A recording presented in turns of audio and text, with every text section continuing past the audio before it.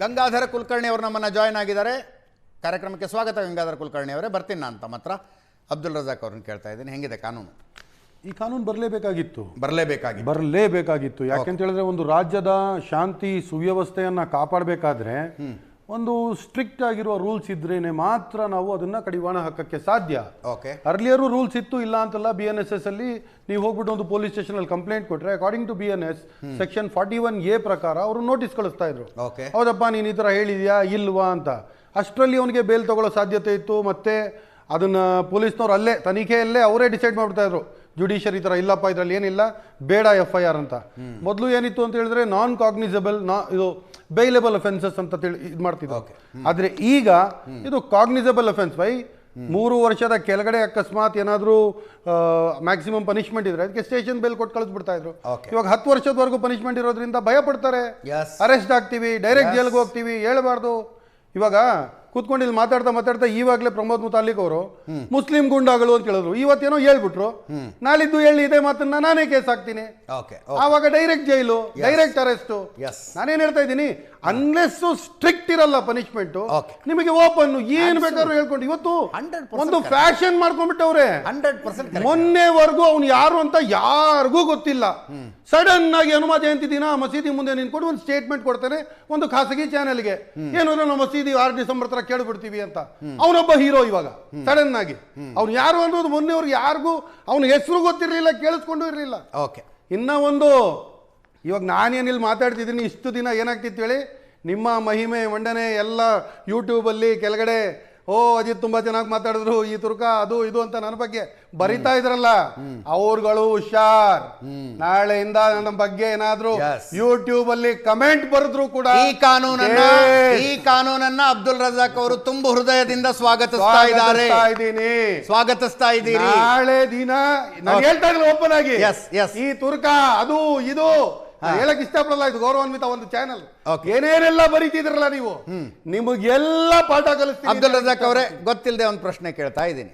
ಬಹು ದೇವಾರಾಧಕರಿರುವಂಥ ಈ ದೇಶದಲ್ಲಿ ಇಂಥ ಒಬ್ಬನೇ ದೇವರು ಸತ್ಯ, ಆತ ಮಾತ್ರ ಆರಾಧನೆಗೆ ಅರ್ಹ ಅಂತ ಹೇಳುವುದು ದ್ವೇಷ ಭಾಷಣದ ಅಡಿಯಲ್ಲಿ ಬರುತ್ತೋ ಬರೋದಿಲ್ವೋ? 100% ಬರಲ್ಲ. ಒಂದು ನಿಮಿಷ ರೀ. ಕೆಲವು ಪ್ರಶ್ನೆಗಳಿದ್ದಾವೆ. ಮೂರ್ತಿ ಪೂಜಕರಿರುವಂಥ ಈ ದೇಶದಲ್ಲಿ ಮೂರ್ತಿ ಪೂಜೆ ಮಹಾಪಾಪ ಅಂತ ಹೇಳುವುದು ದ್ವೇಷ ಭಾಷಣದ ಅಡಿಯಲ್ಲಿ ಬರುತ್ತಾ ಬರೋದಿಲ್ವಾ? 100% ಬರೋದಿಲ್ಲ. ಅರೆ, ನಾನು ಮೂರ್ತಿ ಪೂಜಕ ರೀ. ಒಂದ್ ನಿಮಿಷ ರೀ. ಅಬ್ದುಲ್ ರಜಾಕ್ ಪೂರ್ತಿ ಕೇಳಬೇಕು. ಪ್ರಶ್ನೆ ಪೂರ್ತಿ ಕೇಳಿಸ್ಕೋಬೇಕು. ಹೇಳಿ, ನಾನೊಬ್ಬ ಮೂರ್ತಿ ಪೂಜಕ, ಮೂರ್ತಿ ಆರಾಧಕ. ಇನ್ಯಾರೋ ನಿಂತ್ಕೊಂಡು ಮೂರ್ತಿ ಪೂಜೆ ಮಹಾಪಾಪ ಅಂತ ಹೇಳಿದ್ರೆ ನನ್ನ ಧಾರ್ಮಿಕ ಭಾವನೆಗೆ ಧಕ್ಕೆ ಆಯ್ತೋ ಇಲ್ವೋ, ನನ್ನ ಮೇಲೆ ದ್ವೇಷ ಕಾರಿದಂತೆ ಆಯ್ತೋ? ನಿಮಗೆ ಹೇಳಿದ್ರೆ ತಪ್ಪು. ಆಲ್ರೆಡಿ ನೀವು 3000 ದೇವರುಗಳನ್ನ ಒಪ್ಪಿಕೊಂಡಿರುವ ಒಂದು ಸಮಾಜ. ಐವಾನ್ ಡಿಸೋಜಾ ಅವರೇ, ದೇವರು ಅಬ್ದುಲ್ ರಜಾಕ್ ಅವ್ರಿಗೆ ಕೇಳಿದ ಪ್ರಶ್ನೆ ತಮಗೆ ಕೇಳ್ತಾ ಇದ್ದೀನಿ. ಬಹು ದೇವಾರಾಧಕರಿರುವಂತಹ ಈ ದೇಶದಲ್ಲಿ ಆ ದೇವರುಗಳೆಲ್ಲ ಸುಳ್ಳು, ಇಂಥ ಒಂದು ದೇವರು ಮಾತ್ರ ಆರಾಧನೆಗೆ ಅರ್ಹ ಅಂತ ಬಹಿರಂಗವಾಗಿ ಹೇಳುವುದು ದ್ವೇಷ ಭಾಷಣದ ಅಡಿಯಲ್ಲಿ ಬರುತ್ತೋ ಬರೋದಿಲ್ವೋ?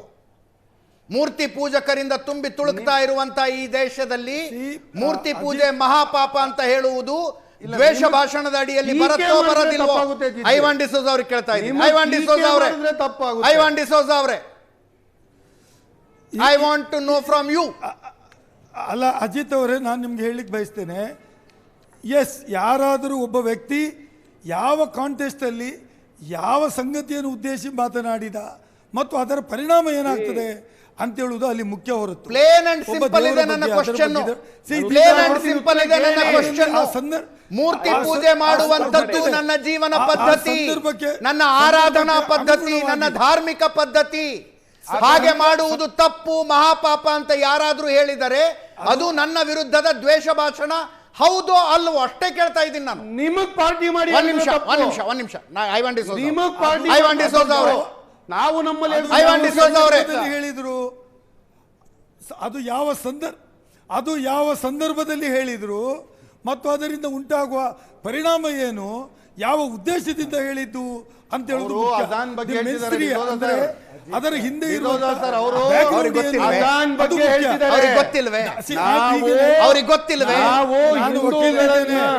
ಟೀಕಿಸಿದ್ರೆ ಯಾವುದೇ ಅದು ದ್ವೇಷ, ಯಾವುದೇ ವಿಚಾರ, ಸಂವಿಧಾನದ ನಮ್ಗೆ ಅವಕಾಶ, ಯಾವುದೇ ವಿಚಾರ ಯಾವ ಉದ್ದೇಶವನ್ನು ಇಟ್ಟುಕೊಂಡು ಹೇಳಿದ್ರು ಮತ್ತು ಯಾವ ಉದ್ದೇಶಕ್ಕೋಸ್ಕರ ಈಗ ಗೊತ್ತಾಯ್ತು ಅಬ್ದುಲ್ ರಜಾಕ್ಗೆ 100% ದ್ವೇಷ ಭಾಷಣದ ವ್ಯಾಪ್ತಿಯಲ್ಲಿ ಅನ್ನೋದು. ನಿಮಗೆ ಯಾಕ್ರಿ ದ್ವೇಷ? ಯಾವ ದ್ವೇಷ? ನನ್ನ ದೇವರನ್ನ ನಾನು ಪೂಜೆ ಮಾಡ್ರೆ ನಿಮಗೆ ಯಾಕ್ರಿ ದ್ವೇಷ? ನಿಮ್ಮ ದೇಶ, ನಿಮ್ಮ ಅಬ್ದುಲ್ ರಜಾಕ್ ನಿಮ್ಮ ದೇವರು ನೀವು ಪೂಜೆ ಮಾಡೋದ್ರ ಬಗ್ಗೆ ನನಗೆ ಏನು ದ್ವೇಷ ಇಲ್ಲ, ಬೇಜಾರಿಲ್ಲ, ಏನೂ ಇಲ್ಲ.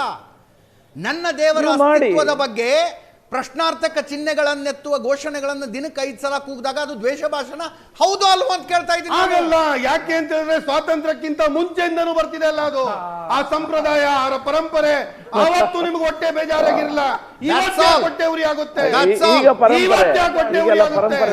ಯಾಕೆ ಅಂದ್ರೆ ಮುಸ್ಲಿಂ ರಾಜ ಸ್ವಾತಂತ್ರ್ಯದ ಮುಂಚಿನಿಂದಲೂ ನಡ್ಕೊಂಡು ಬರ್ತಾ ಇದೆ, ಆದ್ದರಿಂದ ಅದು ದ್ವೇಷ ಭಾಷಣ ಆಗುವುದಿಲ್ಲ. ಸ್ವಾತಂತ್ರ್ಯದ ಮುಂಚಿನಿಂದಲೂ ನಡ್ಕೊಂಡು ಬರ್ತಾ ಇದೆ, ಆದ್ದರಿಂದ ಅದು ದ್ವೇಷ ಭಾಷಣ ಆಗುವುದಿಲ್ಲ. ಅದು ಸಂಪ್ರದಾಯ, ಅದು ಸಂಪ್ರದಾಯ. ನಿಮ್ಮ ಪೂಜೆ ನಿಮಗೆ ಪ್ರಿಯವಾದದ್ದು, ನನ್ನ ಧರ್ಮ, ನನ್ನ ನಮಾಜ್ ನನಗೆ ಪ್ರಿಯ. ನನ್ನ ಪೂಜೆಯಲ್ಲಿ ಅಬ್ದುಲ್ ರಜಾಕ್ ನನ್ನ ಪೂಜೆಯಲ್ಲಿ, ನನ್ನ ಪ್ರಾರ್ಥನೆಯಲ್ಲಿ, ನನ್ನ ಆರಾಧನೆಯಲ್ಲಿ ಇನ್ನೊಂದು ಆರಾಧನಾ ಪದ್ಧತಿ, ಇನ್ನೊಂದು ದೇವರು, ಇನ್ನೊಂದು ಪೂಜೆ, ಇನ್ನೊಂದು ಸಂಪ್ರದಾಯವನ್ನು ಟೀಕಿಸುವುದಿಲ್ಲ. ಇಲ್ಲ, ಒಂದ್ ಮಾತು ಹೇಳ್ತೀನಿ, ನಾವು ಒಂದು ಒಪ್ಪಂದ ಮಾಡ್ಕೊಂಡ್ವಿ. ವಿ ದ ಪೀಪಲ್, ಯಾವ ಧರ್ಮಕ್ಕೂ ಸೇರಿಸಿಲ್ಲ ಈ ದೇಶನ. ನೀವು ಬಹುಸಂಖ್ಯಾತರಾಗಿರಬಹುದು, ಆದ್ರೆ ಅಲ್ಪಸಂಖ್ಯಾತರು ರಕ್ತ ಕೊಟ್ರು. ಬಹುಸಂಖ್ಯಾತರಲ್ಲಿ ಎಷ್ಟೋ ಜನ ಓಡೋಗ್ಬಿಟ್ರು ಸ್ವಾತಂತ್ರ್ಯದ ಹೋರಾಟ. ಅದೆಲ್ಲ ಬೇಡ. ವೀಕ್ಷಕರಿಗೆ ನಿಮಗೆ ಟೀಕೆ ಮಾಡುವ ಉದ್ದೇಶದಿಂದ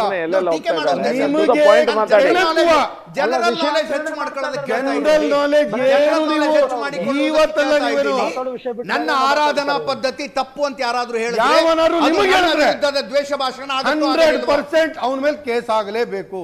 ನಿಮಗೆ ಹೇಳಿದ್ರೆ ಅಜಿತ್ ಕೇಳಿಸ್ಕೊ ಇಲ್ಲಿ ಅಂತ ಯಾರಾದ್ರೂ ನಿಮ್ಮನ್ನ ಪಾರ್ಟಿ ಮಾಡಿ ಹೇಳಿದ್ರೆ, ಹಿಂದೂಗಳನ್ನ ಪಾರ್ಟಿ ಮಾಡಿ ಹಾಗಾದ್ರೆ ಪ್ರಮೋದ್ ಮುತಾಲಿಕ್ ಮುಸ್ಲಿಂ ಗುಂಡಾಗಳು ಅಂದ್ರೆ ಅಬ್ದುಲ್ ರಜಾಕ್ ಅನ್ಲಿಲ್ಲ ಅವರು. ಯಾಕೆ ನಾನು ಮುಸ್ಲಿಂ ಅಲ್ವಾ? ಹಾಗಾದ್ರೆ ನಾನು ಮೂರ್ತಿ ಪೂಜಕ ಅಲ್ವಾ? ಏನು ಮೂರ್ತಿ ಪೂಜಕ ಅಲ್ವಾ? ಟಾರ್ಗೆಟ್ ಮಾಡ್ತಿದೀವಾ? ಮತ್ತೆ ಯಾರಿಗೆ ಮಾಡ್ತಿದ್ದೀರಿ? ನಾನು ಹೇಳ್ತಿರೋದು, ನಮ್ಮಲ್ಲಿ ನೀವು ಮುಸಲ್ಮಾನರಾಗಿ ಒಂದೇ ದೇವರನ್ನ ಒಪ್ಪಿಕೊಂಡವರು ಮುಸಲ್ಮಾನರು. ನಿಮ್ಮಲ್ಲಿ ನೀವು ಅಕಸ್ಮಾತ್ ಒಂದೇ ನಿಮಿಷ ಭರತ್ ಚಟ್ರೆ, ತಮ್ಮ ಮಿತ್ರ ಪಕ್ಷದವ್ರದ್ದು ಒಂದ್ಸಲ ತಗೊಳ್ತೀನಿ ಸರ್. ಇದು ಅವ್ರದ್ದು ಗಲಾಟೆ, ನೀವು JDS-ನವ್ರು ಯಾಕೆ ಬೀಳ್ತೀರಿ ಇದಕ್ಕೆ? ಇಲ್ಲ ಸರ್, ನಮ್ಗೆ ಅವಶ್ಯಕತೆ ಇಲ್ಲ. ಯಾಕೆಂತಂದ್ರೆ ನಮಗೆ ಬೇಕಾಗಿರೋದು ಸರ್, ಏನಾದರೂ ಒಂದು ಉತ್ತರ ಕರ್ನಾಟಕದಲ್ಲಿ ಉತ್ತಮವಾದಂಥ ಚರ್ಚೆಗಳು, ನಿರ್ಣಯಗಳು ಬರ್ತವ. ಯಾಕೆಂದರೆ ಕೈಗಾರಿಕಾ ಸಚಿವರು, PWD ಮಿನಿಸ್ಟ್ರಿ ಎಲ್ಲ ಪ್ರತಿಯೊಬ್ಬರು ಇದ್ದಾರೆ. ಅವರೆಲ್ಲ ಒಂದು ಉತ್ತಮವಾದಂಥ ಒಂದು ಈ ಅಧಿವೇಶನದಲ್ಲಿ ಉತ್ತರ ಕರ್ನಾಟಕಕ್ಕೆ, ಕಿತ್ತೂರು ಕರ್ನಾಟಕಕ್ಕೆ ಒಂದು ರಿಸಲ್ಟ್ ಕೊಡಲಿ ಅಂತ ನಾನು ಕೇಳ್ಕೊಳ್ತೀನಿ ಸರ್. ಇದೇನಕ್ಕೆ ಅಂದರೆ ನಮ್ಗೆ ಬೇಕಿಲ್ಲ ಸರ್. ಇವಾಗಲೂ ಹೇಳ್ತೀನಿ ನೋಡಿ, ನೀವೇ ಹೇಳಿದ್ರಿ ಕೋಲ್ ಕೊಟ್ಟು ಹೊಡೆಸ್ಕೊಳ್ಳೋದು ಅಂತಂದರೆ ನಮ್ಮ ಅಜಿತ್ ಅವ್ರಿಗೆ ಕೇಳೋ ಕ್ವಶನ್ಗೆ, ರಜಾಕ್ ಅವ್ರು ಹೇಳೋ ಆನ್ಸರ್ಗೆ, ನಮ್ಮ ವಿಧಾನ ಪರಿಷತ್ ಸದಸ್ಯರಾದ ಐವನ್ ಡಿಸೋಜ್ ಅವ್ರು ಹೇಳ್ತಾ ಇದ್ರಲ್ಲ ಸರ್, ಇದೊಂದು ಲಿಸ್ಟ್ ತಗೊಬಿಟ್ರೆ ಒಳ್ಳೇದಾಗುತ್ತೆ ಸರ್. ಚಕ್ರವರ್ತಿ ಸೂಲಿಬೆಲೆ ಅವರಿಗೆ, ಐವನ್ ಡಿಸೋಜ್ ಅವ್ರು ಇನ್ನೂ ಟೈಮ್ ಇದೆ, ನಂಗೊಂದು ಸ್ವಲ್ಪ ಯೋಚನೆ ಮಾಡಿ ಹೇಳಿ ನಾನು ಯಾವ ಉದಾಹರಣೆಗಳನ್ನು ಕೊಟ್ಟನೋ ಅದು ದ್ವೇಷ ಭಾಷಣದ ವ್ಯಾಖ್ಯೆಯಲ್ಲಿ ಬರುತ್ತೋ ಬರೋದಿಲ್ವೋ ಅಂತ. I would like to know that. Gangadhar Kulkarni ಅವರೇ. ಸರಿ ಸರಿ, ಓಕೆ, ನಮಸ್ಕಾರ ಸರ್. ಯಾಕ್ರಿ ಒಂದು ಸ್ವಲ್ಪ ಭಾಷಣ ಮಾಡುವಾಗ ಎಚ್ಚರಿಕೆಯಿಂದ ಭಾಷಣ ಮಾಡ್ತೀವಪ್ಪ ಅಂತ ಯಾಕೆ ಅನ್ನಬಾರ್ದು ನೀವು? ಈ ನಿಮ್ಮ ವಾದ ಹೆಂಗಿದೆ ಅಂದ್ರೆ ನಾವು ದ್ವೇಷ ಭಾಷಣ ಮಾಡೋರು ಅಪ್ಪ ಅದಂಗೆ ಕೇಸ್ ಹಾಕ್ತೀರಿ ನೀವು ಅನ್ನೋಂಗಿದೆ. ಈಗ ನಮ್ದು ಭಾಷಣ ಮಾಡ್ಬೇಕಾದ್ರೆ ಬಹಳ ಸ್ಪಷ್ಟ ಇರುತ್ತೆ. ಸತ್ಯ ಏನಿದೆ ಅದನ್ನ ಹೇಳ್ತಾ ಇದ್ದೀವಿ. ಆ ಸತ್ಯ ಏನಿದೆ ಅನ್ನೋದನ್ನ ಹೇಳಿದ್ರೆ ಯಾರಿಗಾದ್ರೂ ಸತ್ಯ ಅನ್ಸಿದ್ರೆ ಯಾರೇನ್ ಮಾಡಕ್ಕಾಗುತ್ತೆ?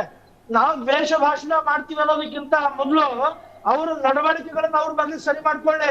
ಯಾವ ರೀತಿಯಾಗಿ ದ್ವೇಷವನ್ನ ಬಿತ್ತಾ ಇದ್ದಾರೆ ಅವ್ರ ನಡವಳಿಕೆಗಳನ್ನ ಸರಿ ಮಾಡ್ಕೊಳ್ಳಿ. ಗಣಪತಿ ಮೆರವಣಿಗೆ ಹೋಗ್ಬೇಕಾದ್ರೆ ಚಪ್ಪಲಿ ಒಗಿತಾರೆ, ಕಲ್ಲು ಒಗಿತಾರೆ, ಹಾಗಾದ್ರೆ ಹೇಳ್ಬಾರ್ದ್ವಾ? ಈ ಮಸೀದಿಯಿಂದ ಬರ್ತಾ ಇದ್ದಾವೆ, ಈ ಒಬ್ಬ ವ್ಯಕ್ತಿ ಮಾಡ್ತಾ ಇದ್ದಾನೆ ಅಂತ ಹೇಳಿದ್ರೆ ದ್ವೇಷ ಭಾಷಣ ಆಗುತ್ತಾ? ಇರುವಂತ ಸತ್ಯವನ್ನ ಮಾತಾಡಿದ್ರೆ ಅದು ಯಾವ ಸೀಮೆ ದ್ವೇಷ ಭಾಷಣ ಅದು? ಹಾಗಾದ್ರೆ ಇವತ್ತು ಹೇಳ್ಬೇಕಾದಂತ ಸರ್ಕಾರ ಈ ರೀತಿ ದ್ವೇಷ ಯಾರು ಹುಟ್ಟಾಕ್ತಾ ಇದ್ದಾರೆ, ಸಮಾಜದ ನಡುವೆ ಯಾರು ಬೆಂಕಿ ಹಚ್ತಾ ಇದ್ದಾರೆ ಅವ್ರಿಗೆ ಹೇಳೋದ್ ಬಿಟ್ಟು ಆ ವಿಚಾರದಲ್ಲಿ ಯಾರು ಅದನ್ನ ಸಮಾಜದ ಮುಂದೆ ತೆಗೆದಿಡ್ಲಿಕ್ಕೆ ಹೋಗ್ತಾರೆ, ಅವ್ರನ್ನ ಬೆತ್ತಲೆ ಮಾಡ್ಲಿಕ್ಕೆ ಪ್ರಯತ್ನ ಮಾಡ್ತಾರೆ, ಅವರನ್ನು ತಡೆಯುವಂತಹ ಪ್ರಯತ್ನ ಇದೇ ಸೀಮೆ ನ್ಯಾಯ ಇದು? ಬೇಕಾದಷ್ಟು ಘಟನೆಗಳು ಕರ್ನಾಟಕದಲ್ಲಿ ಆಗಿದ್ದಾವೆ. ಆ ಕರ್ನಾಟಕದಲ್ಲಿ ಆದಂತ ಘಟನೆಗಳು ಯಾರು ಮಾಡ್ತಾ ಇರುವಂತದ್ದು ಅಗ್ನಿ ಸೂರ್ಯ ಚಂದ್ರವಷ್ಟು ಸ್ಪಷ್ಟ ಇದೆ. ಅವ್ರ ಮೇಲೆ ಕ್ರಮ ತಗೊಳ್ಳಿಕ್ಕೆ ಅವ್ರಿಗೆ ದಮ್ಮಿಲ್ಲ. ಅವ್ರ ಮೇಲೆ ಕ್ರಮಗಳು ಆಗ್ಬೇಕಾಗಿತ್ತು. ಯಾರು ಪೊಲೀಸ್ ಸ್ಟೇಷನ್ ಬೆಂಕಿ ಹಚ್ಚಿದಾರೆ ಅವ್ರು ಬಂದು ಅವ್ರಿಗೆ ಪ್ರೊಟೆಕ್ಷನ್ ಕೊಡ್ತಾರೆ. ಯಾರು ಮೈಸೂರಿನಲ್ಲಿ ಪೊಲೀಸ್ ಸ್ಟೇಷನ್ಗೆ ದಾಳಿ ಮಾಡಿದ್ರು ಅವ್ರ ಪ್ರೊಟೆಕ್ಷನ್ ನಿಂತ್ಕೊಳ್ತಾರೆ. ಒಂದ್ ಕಡೆಗೆ ಆ ರೀತಿ ಮಾಡುವಂಥದ್ದು, ಇನ್ನೊಂದ್ ಕಡೆಗೆ ಆ ಮಾಡಿದಂತ ಅಪರಾಧಗಳ ಬಗ್ಗೆ ಮಾತನಾಡಿದ್ರೆ ಕೋಮು ದ್ವೇಷ ಅಂತ ಹೇಳಿ ಪಟ್ಟಿ ಕಟ್ಟುವಂಥದ್ದು. ಇಂಥ ನೌಟಗಿತನ, ಇಂಥದ್ದು ಡಬಲ್ ಸ್ಟ್ಯಾಂಡರ್ಡ್ ಸರ್ಕಾರದ ನಡೆಯನ್ನ ಹೇಗೆ ಒಪ್ಕೊಳ್ಳಿಕ್ಕಾಗತ್ತೆ? ವಾಕ್ ಸ್ವಾತಂತ್ರ್ಯ ಒಂದ್ ಕಡೆ ಹೇಳ್ತೀರಾ, ಇನ್ನೊಂದ್ ಕಡೆ ಆದಂತ ವಿಷಯವನ್ನ ಸಮಾಜದಲ್ಲಿ ತೆಗೆದಿಟ್ರೆ ಅದಕ್ಕೊಂದು ಕೋಮು ದ್ವೇಷ, ಅದಕ್ಕೊಂದು ಬೇರೆ ರೀತಿ ಪ್ರಚೋದನೆ ಅಂತ ಹೇಳಿ ನೀವೇನ್ ಬ್ರ್ಯಾಂಡ್ ಹಾಕೋದಿದೆಯಲ್ಲ, ಇದನ್ನ ನಾವು ಯಾರು ಸಹ ಒಪ್ಕೊಳ್ಳಿಕ್ಕೆ ಸಾಧ್ಯ ಇಲ್ಲ. ಇದ್ರ ಬಹಳ ಖಂಡಿತವಾಗಿ ಹೇಳ್ತಾ ಇದ್ದೀವಿ. ಮೊದ್ಲಿಗೆ ಯಾರು ಈ ರೀತಿಯಾಗಿ ಸಮಾಜದೊಳಗೆ ಅಶಾಂತಿ ಮಾಡ್ತಾ ಇದ್ದಾರೆ ಅವ್ರಿಗೆ ಹದ್ಬಸ್ತಾರಿಡ್ರಿ. ಅವಾಗ ಯಾರು ಮಾತಾಡ್ತಾರೆ? ಮಾತಾಡುವಂತ ಪ್ರಸಂಗನೇ ನಿರ್ಮಾಣ ಆಗಲ್ಲ. ಆ ರೀತಿ ಪ್ರಸಂಗಗಳನ್ನು ಯಾರು ನಿರ್ಮಾಣ ಮಾಡ್ತಾ ಇದ್ದಾರೆ? ಯಾರು ಅನಾವಶ್ಯಕವಾಗಿ ಗಲಭೆಯನ್ನು ಮಾಡ್ತಾ ಇದ್ದಾರೆ? ಯಾರು ಹಾಗಲ್ಲವರಿಗೆ ಗಂಗಾಧರ್ ಕುಲಕರ್ಣಿ ಒಂದೇ ನಿಮಿಷ ಇರಿ. ಐವಾನ್ ಡಿಸೋಜ ಅವ್ರೆ ಸುಮ್ನೆ ಇನ್ನೊಂದೆರಡು ಏನು ಜಾಯ್ನಿಂಗ್ ಕ್ವಶನ್ಸ್ ಕೇಳ್ತಾ ಇದ್ದೀನಿ. ಹೌದು.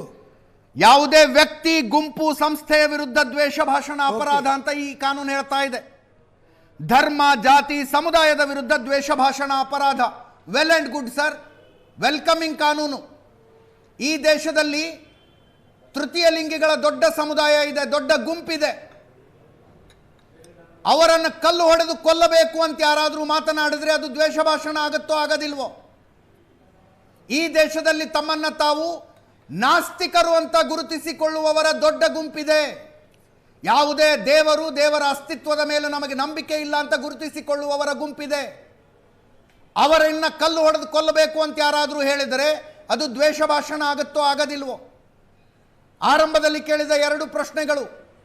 ಮೂರ್ತಿ ಆರಾಧಕರ ದೇಶ ಇದು, ಮೂರ್ತಿ ಪೂಜೆ ಮಹಾಪಾಪ, ಮಾಡಬಾರ್ದು ಅದನ್ನಂತ ಯಾರಾದರೂ ಹೇಳಿದ್ರೆ ಅದು ದ್ವೇಷ ಭಾಷಣದ ಇದರಲ್ಲಿ ಕೇಸ್ ಹಾಕಬಹುದಾ, ಹಾಕಬಾರ್ದಾ? ಇದು ಬಹುದೇವಾರಾಧಕರ ನಾಡು. ಇಂಥ ದೇವರನ್ನ ಹೊರತುಪಡಿಸಿ ಯಾವ ದೇವರು ಆರಾಧನೆಗೆ ಅರ್ಹ ಅಲ್ಲ ಅಂತ ಯಾರಾದರೂ ಹೇಳಿದ್ರೆ ಅವರ ವಿರುದ್ಧ ನೀವು ತರ್ತಾ ಇರುವ ಹೊಸ ಕಾನೂನಿನಲ್ಲಿ ಕೇಸ್ ಹಾಕಬಹುದು, ಹಾಕೋದಕ್ಕಾಗದಿಲ್ವೋ?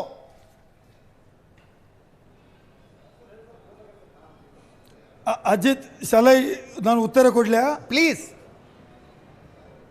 ಅಜಿತ್,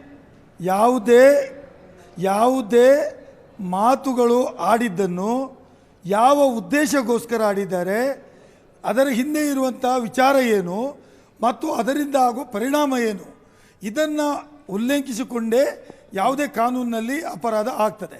ಒಬ್ಬರು ಧರ್ಮದ ಬಗ್ಗೆ ಮಾತಾಡುವಾಗ ನನ್ನ ಧರ್ಮಕ್ಕಿಂತ ನಿನ್ನ ಧರ್ಮ ಮೇಲು ಅಂತ ಹೇಳುವುದು ಅದು ವೈಯಕ್ತಿಕ ಆಗ್ತದೆ ಹೊರತು ಅದು ಸಮಾಜಕ್ಕೆ ಸಂಬಂಧ ಇರುವುದಿಲ್ಲ.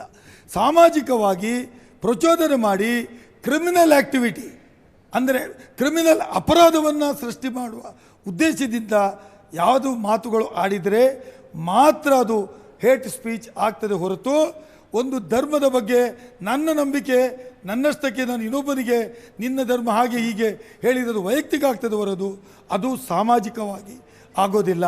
ಹಾಗಾಗಿ ಯಾವುದೇ ಇದು ನೀವು ಹೇಳಿದಾಗೆ ಸ್ವಲ್ಪ ಟ್ರಿಕ್ಕಿ ಇದೆ, ಅದು ಹೇಗೆ ಅದು ಇದು ಹೀಗೆ.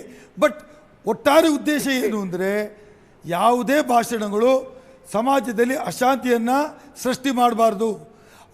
ಅವರ ಮಾತುಗಳಿಂದ ಸಮಾಜದಲ್ಲಿ ಕಾನೂನು ಸುವ್ಯವಸ್ಥೆಗೆ ತೊಂದರೆ ಆಗಬಾರ್ದು.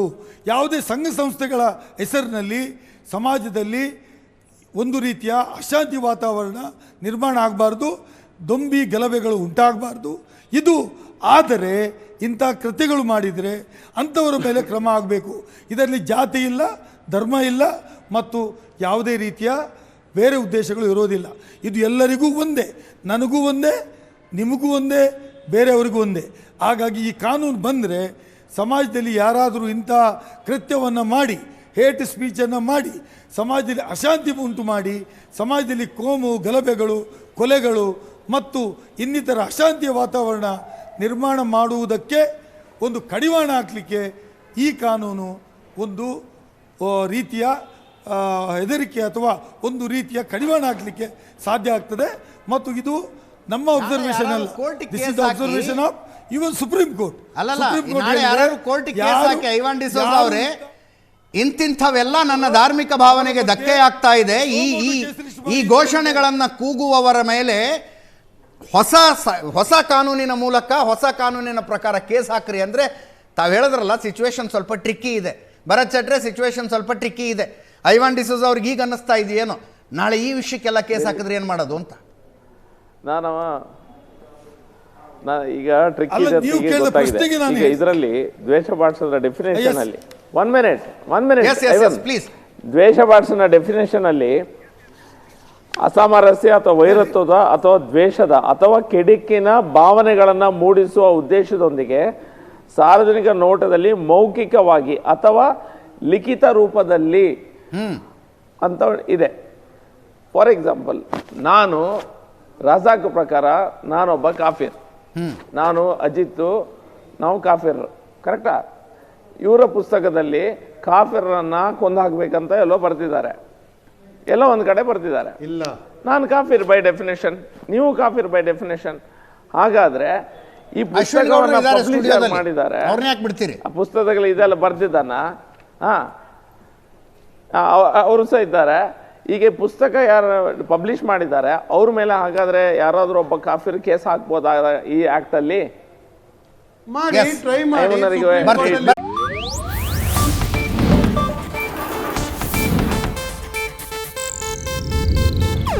ಇದು ಏಷ್ಯಾನೆಟ್ ನ್ಯೂಸ್ ನೆಟ್ವರ್ಕ್ ಪ್ರಸ್ತುತಿ.